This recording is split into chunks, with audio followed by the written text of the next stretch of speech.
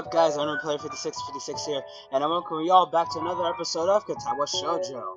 Now, last time we left off, we were up in the roof with Rin and Emi having lunch, which was, pretty interesting. It was a pretty interesting experience. We get to see how they interact with each other, seeing as how they sort of make up for each other's missing points. No, I don't want to hit start. What the fuck? Let's not start from the beginning. Let's load here. Okay.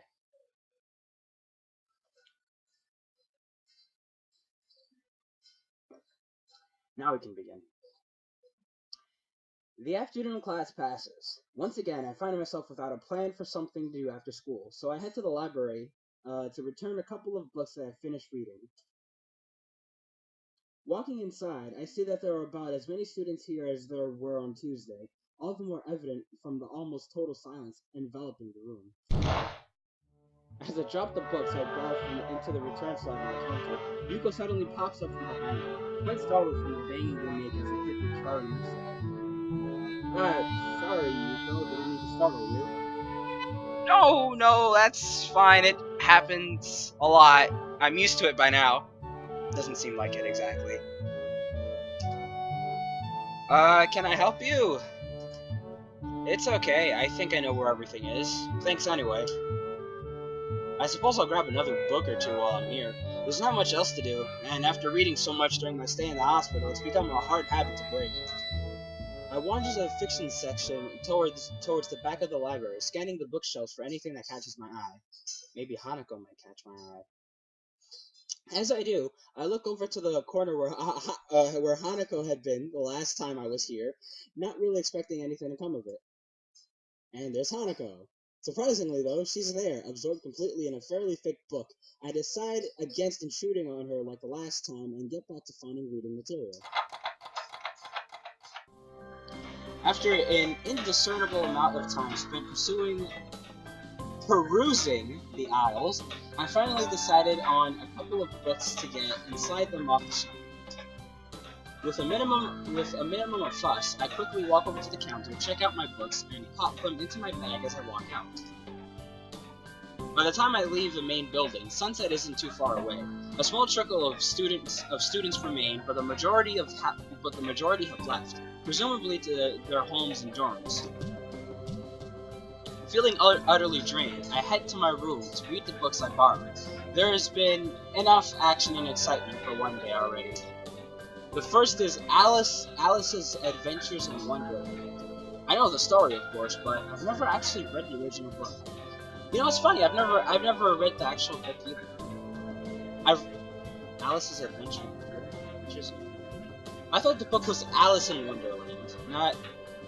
Well, I think it might be the same concept, but I've still never actually read the book. It's just as trippy as I remember the story to be, with the wacky characters and nonsense plot. I start thinking of myself as some kind of an Alice, too, haplessly tumbling down the rabbit hole into this cripple wonderland. Wow!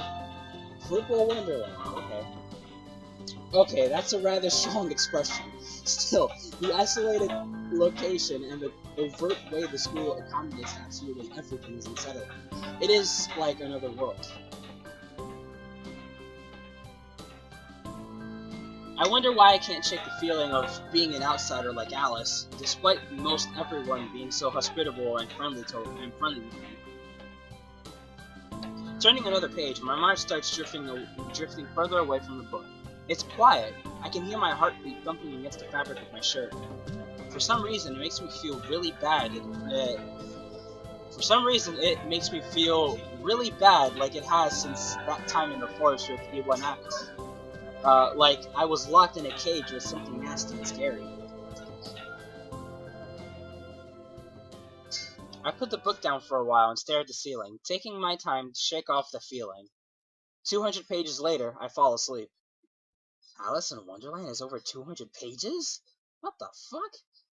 I think I know I think I know the children's book versions of this thing that is like 20, not even 15. Maybe even they can do the same shit in 4.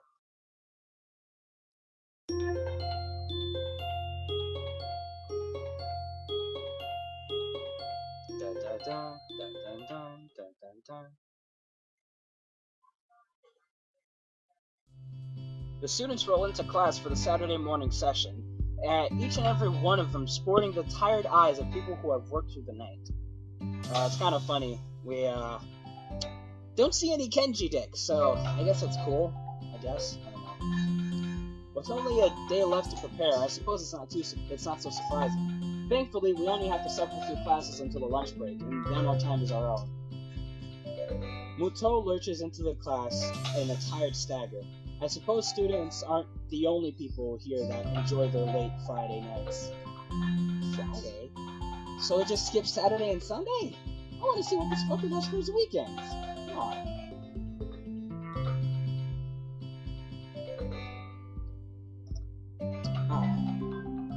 Without saying a word, he scrawls some page and question numbers on the board and slumps down at his desk.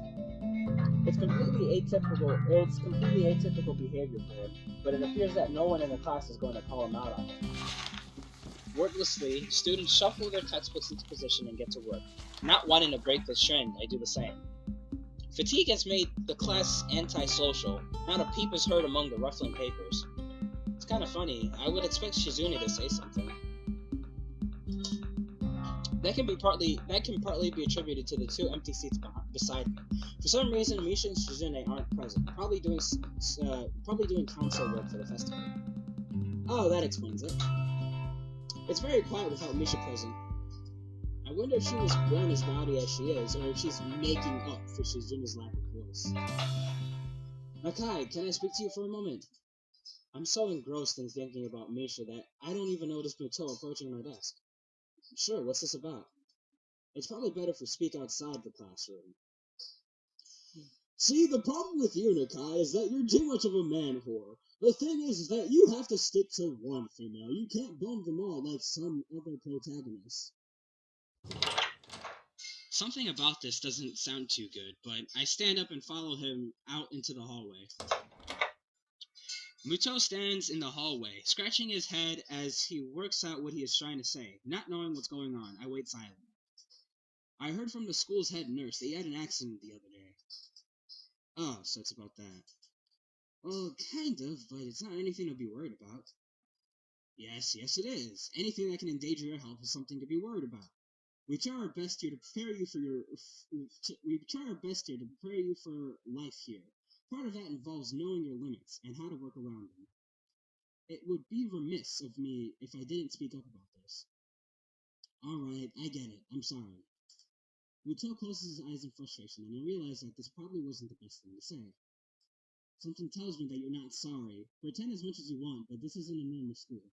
A lot of people have put in a lot of time, effort, and money to make sure that you and every other student here can have the same level of education as your peers. For you to abuse that by throwing out advice, especially medical advice, is plain selfish. I'm not quite sure if this is actually how he feels, or if it is some act that he's practiced many times to guilt trip students into doing the right thing. Either way, it's working. I understand. This is all new to me, and I apologize. I know my limits now, I'll be sticking to them. Muto appears to lighten up a little, satisfied that his message has been received. How do you finally understand? I understand you. Wow. You're not too far ahead of me. I don't know what you said. I try to keep up when I was in the hospital, so it hasn't been too hard. Muto taps his chin and raises an eyebrow as he absorbs this information. Is that so? I suppose there are still students out there who realize the importance of learning. I wouldn't go that far. I was only trying to keep myself occupied in my little life support prison. Oh yeah, you gotta keep up with these things, right? That's exactly it. One wrong move in this world and you're left behind, right? Right, wouldn't want that to happen. No, you would. Every week there is a new scientific discovery. Most of them mean nothing to the layperson, but any one of them could be the key to the next big thing. I'll keep that in mind. It's obvious that Muto's serious talk is over, and he's gone back to the standard, slightly scatterbrained approach to life. I think in hindsight that I prefer him this way. He's slightly more predictable in his unpredictability. Well then, I think that's all I really have to say. Let's get back inside, shall we? My relief at that suggestion is insurmountable. Sure, you're the boss, right? Muto pauses for a moment. I don't think any of my students have ever said that to me before. For an instant, I consider replying to this, but something deep within me tells me to shut my mouth and get back into the classroom. A few of the students jump at the sound of the door, rapidly trying to pretend that they're working on the questions on the board. Some don't even bother, their heads slumped on the desk as they nap. Thankfully, it would appear that Muto doesn't even notice them. He returns to his desk and retrieves a scientific journal from one of the jars. I guess I got to him there. Sorry, just trying to make sure that's not on mute. The class returns to the near silence that Muto and I left it in before our chat. Mixed feelings of tiredness and anticipation buzz around the room. Everyone here is either waiting for a chance to rest or the chance to get their last-minute preparations underway. The clock on the wall slowly ticks the remaining class time away until finally the bells cry out, ending the torment. Before you all leave, I expect the answers for these problems by Monday. The class sighs as one instantly regretting the class size is one, instantly regretting slacking off, but still acutely aware of the more pressing issues at hand. The classroom empties in a blink as everyone rushes to their last-minute festival preparations. I stay behind and try to quickly finish the questions so I don't have to bother with it over the rest of the weekend, with the festival and out tomorrow. Apart from me, Hanako is the only one left, obviously waiting for Lily. It's weird that Lily comes all the way to our classroom to pick her up. I expect that moving around is at least nominally harder for her than it is for Hanako. But it's none of my business, and I naturally don't ask about it from Hanako.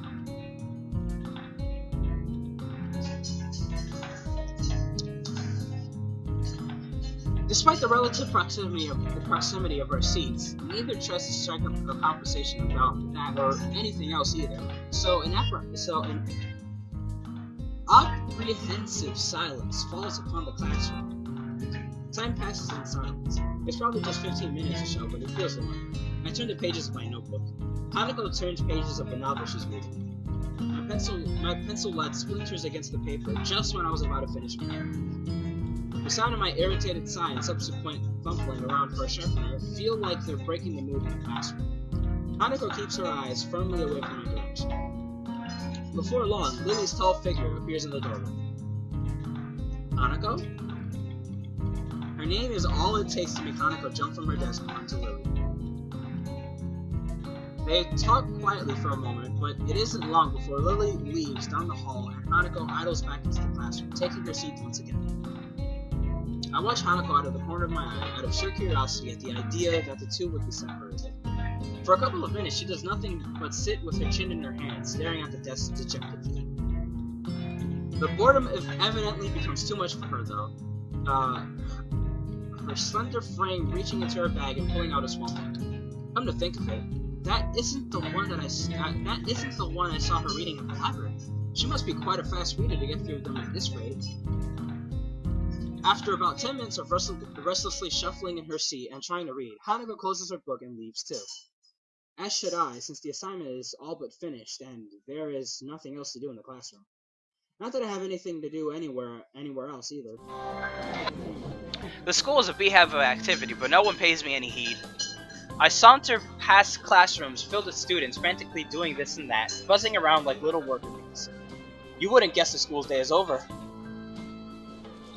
It's a bit quieter outside, but not by much. People zip by, left and right, hurrying as quickly as they can, busy and energetic. I feel the opposite. The midday sun seems to be draining all the spirit out of my body, making it feel limp all over. Warm, soft air flows inside my shirt, feeling like a cushion. I yawn lazily, thinking about what I should do.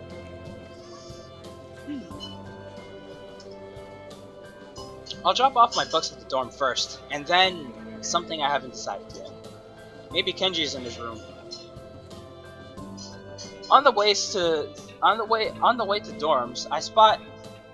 Wow, it's an awkward sentence. On the way to dorms, I spot Emi coming my way, running despite not having this weird running prosthetics on. I wave at her and she skids to a stop. Yo, he yelled. Spatters of wet and green paint adorn her nose and chin, respectively, but her smile is wide, as it seems it always is. She leans closer to me, amplifying the feeling she's examining me. What you doing? Nothing really. I don't have anything to do for the festival, and everyone else seems to be doing something important. That's perfect! Then you can help me and Rin. With the festival preparations? I'm not sure if I would be much of help. That's fine. I'm not much help either. Then he grabs my wrist and starts dragging me back inside the school quite forcefully. God, she has quite the arm.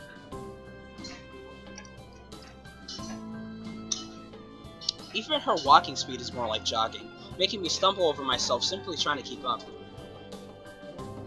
The stairs slow Emi down a little bit. Maybe it's hard to climb with her legs, or maybe she's finally run out of breath. We go all the way back to the 3rd floor and to the seniors' hallway, ending up where I left 5 minutes ago. I could just as well have stayed here waiting for Emi, had I known. So, are you... Is Rin working on that mural still? That's right! She needs all kinds of paints and brushes and stuff, so I went to get them from the art classroom. And you need my help with that. Well, Rin told me you had already helped her, so I thought you wouldn't mind. I see. So thanks to Emi's flaky logic, here I am again, collecting stuff from the art room, from the art classroom for other people. The room is empty apart from ourselves and the lonely specks of dust floating in the air. Emi skips straight away to the back wall, digging out a tiny crumpled piece of paper from her pocket. While she tries to make sense of the scrawled handwriting, I take a closer look at the materials lying around her. Dozens of paint cans and bottles are arranged on the shelves in a most unorganized fashion. Some look like they've been left there for several decades, relics of previous art club generations. Next to the heavy stacks of neatly piled drawing paper are boxes full of different sized brushes and unsorted crayons. The smells of paint, turpentine, and fresh paper float in the stale air, mixing in my nostrils to form that unmistakable scent of art.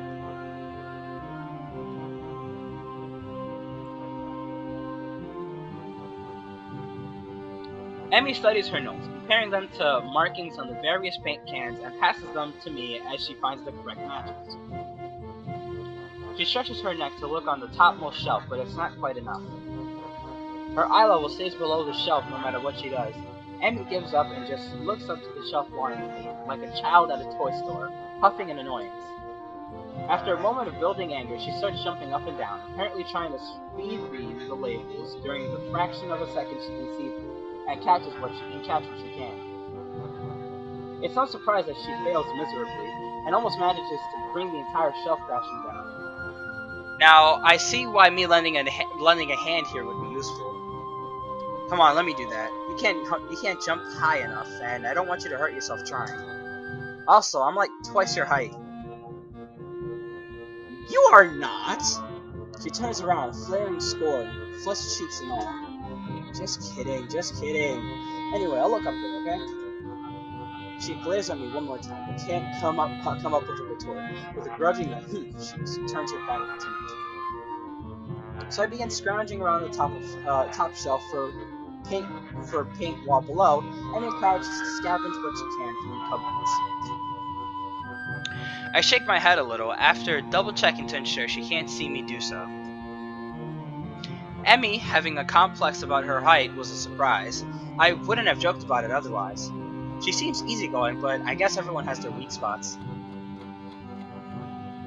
Only after we have almost all the items collected and spread out on a desk, like a treasure hunter's spoils, do I realize that it wasn't necessarily the height jab that got her riled up. She might not like to be told that she can't do something, like jump. But Emi herself seems to have forgotten all about it already. Quick to anger, quick to forgive. Is she that type of person? At least she doesn't seem to have taken anything to heart, as she chatters away happily while we pick up the rest of the items and then make our way back to Grit. I chivalrously carry the bulk of the materials as we make our way towards the dormitories. Rin is really stressed about getting her painting done. It's her own fault, though. She should have started earlier. Is she going to make it? No idea. It looks good to me, but with Rin, you never know what's going on. I found her this morning lying in front of the dorm in fetal position. She hadn't slept all night. I can't believe that the night nurse is having a down day. And now she's painting again like crazy. Yeah, I've noticed that she comes off as kind of unhinged, so to speak.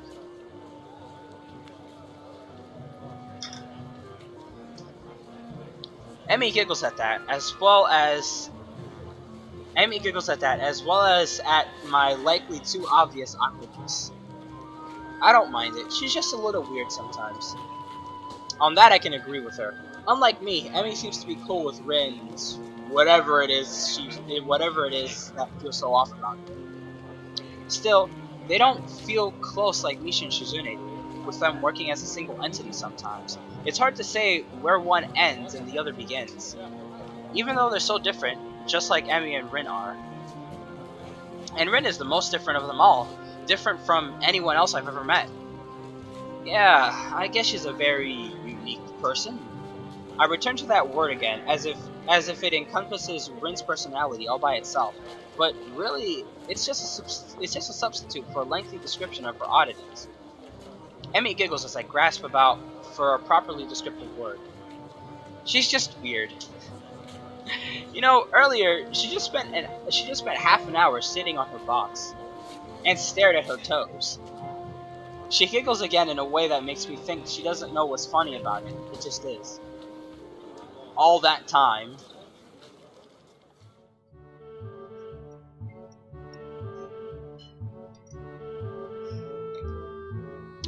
The working area is a mess, but the mural itself has taken over even more of the wall since I last saw it.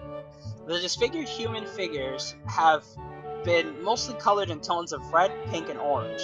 Weird, imaginary things populating the spaces between. It looks nice. I can't think of any word that would describe the word concisely and comprehensively, so I settled myself on a nondescript nice. But honestly, it seems that the area around the wall becomes untidier at the same rate as the mural progresses. The ground is littered with dozens of paint cans, various art supplies, and empty soda bottles. Rin herself is in the center of this chaos, standing there looking very cozy as if she was a natural part of the scene. Her pant legs have been rolled up to her knees, exposing her thin legs which sport a drying spectrum of war paintings, similar to those on Emi's face. Emi sprints to Rin ahead of me and gleefully jumps in front of her. I'm back! That was fast. Did you run in the corridors again? Hisao helped me. Emi points victoriously at me. Rin turns around following Emi's fingers with her eyes, looking in my general direction. She nods absent-mindedly at me. She looks like she hasn't slept since last night. A vacant, glazed stare that's focused slightly off me, and movements like in a slow-motion movie. Hello, Hisao. Thank you for the help. Don't mention it. I just did. Never mind. Looks like you've made progress. Looking good as far as I can tell. But now you get more bad luck. I know, but I'm willing to take the risk. That's a very nice thing to say. For me, of course, not for you. This is why artists are always unlucky. They have to constantly look at their unfinished paintings. So artists can't find romance. Their favorite TV shows are canceled, or they die young because of an unspecified disease. It's a deep and mysterious law of the universe. Unless they're blind. She considers this for a while, looking like she's going to fall asleep. There is a boy.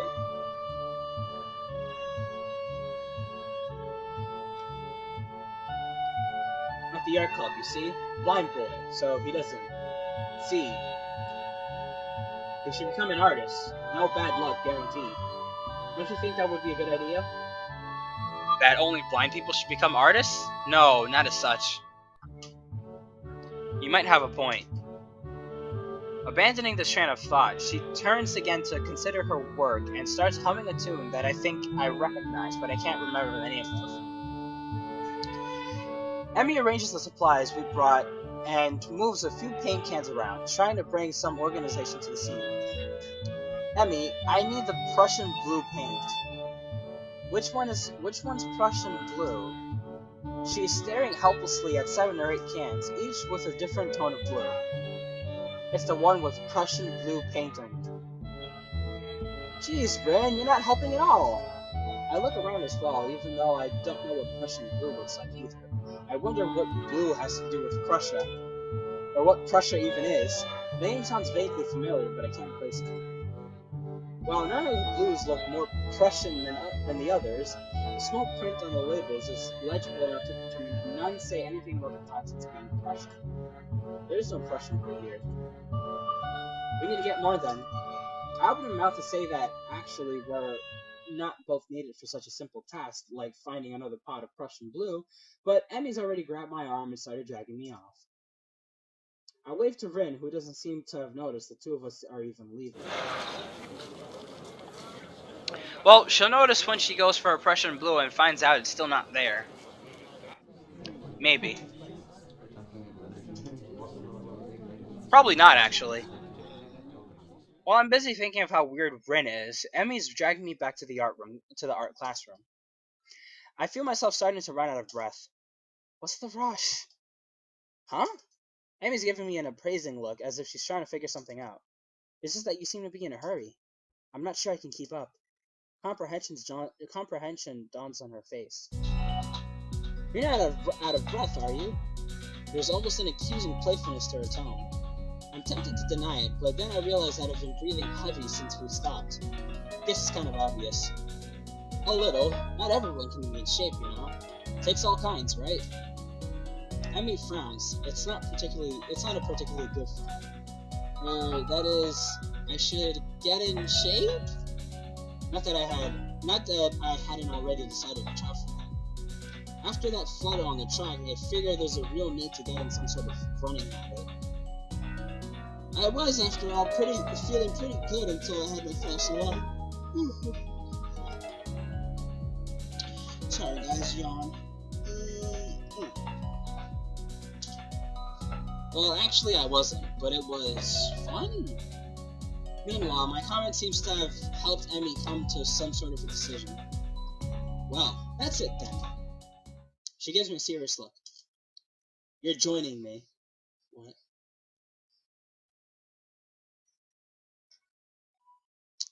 Joining or what? I beg your pardon? In the mornings, you and I are now running partners. I've got a routine all planned out. In fact, she produces a crumpled sheet of paper. I've got it right here with me. I take the sheet of paper and give it a once over. Times, dates, and laps all laid out.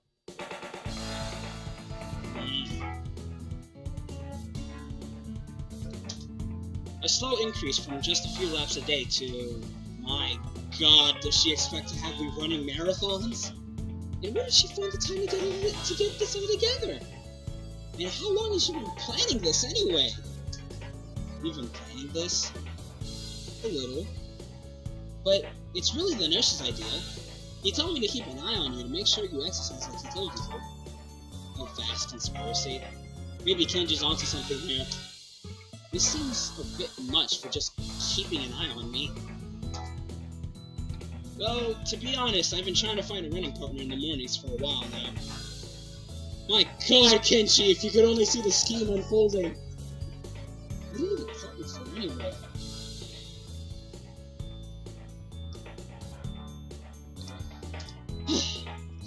It's easier to keep up a workout if you're not the only one doing it.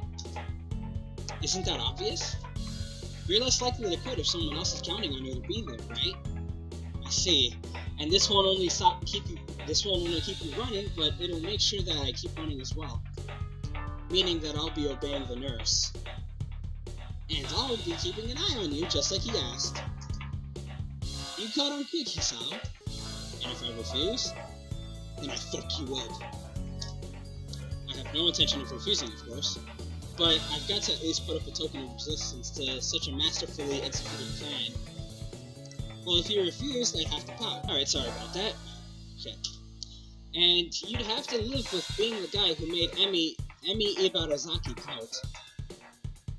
You don't want that on your conscience, do you? As if to demonstrate, Emi begins pouting. It is the most adorable, heart-wrenching thing I've ever seen.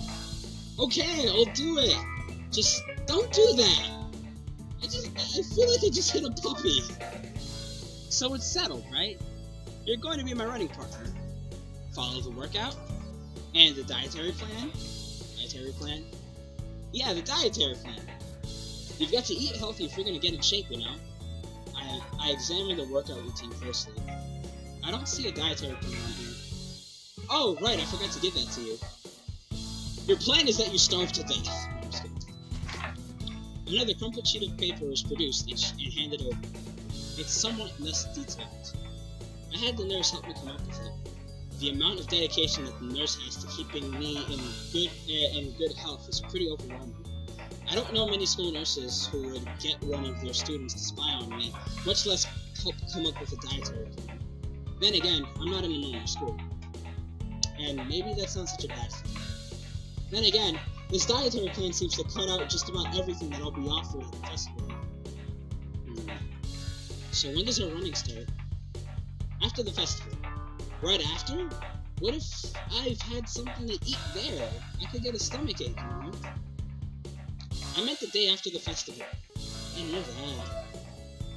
Wasn't there something we were supposed to be doing? Oh, I guess we should get that paint for Rin, huh? Oh no, it slipped my mind.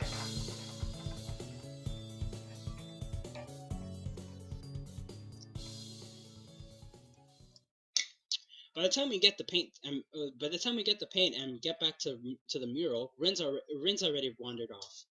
Oh well. Emi and I both decide to part ways there, leaving the paint on the ground. Rin will find it whenever she comes back anyway. Festival's tomorrow. I'm actually a little excited for it. At the same time, the weeks left me pretty tired, so I read a little and then go to bed. So I read a little and then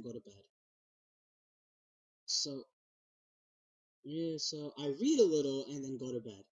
That's how you pronounce that. Okay, so just in case if that gets me to the next part where we're probably going to be doing the festival, I'm just going to save it right here real quick. And that'll be it for this episode of Katawa Shoujo. Yeah, okay. So, yeah, that'll pretty much be it for this episode of Katawa Shoujo. I thank you all so much for watching. Be sure to leave a like on the video. Be sure to also subscribe. I've got 111 of you guys, and every single one of you guys for subscribing. You're all great. So, yeah, keep it coming. Keep the likes coming. Keep the subs coming. Keep the comments coming. Yeah, that's pretty much it. I'm going to replay 5656. And I'll see you all in the next one. Later.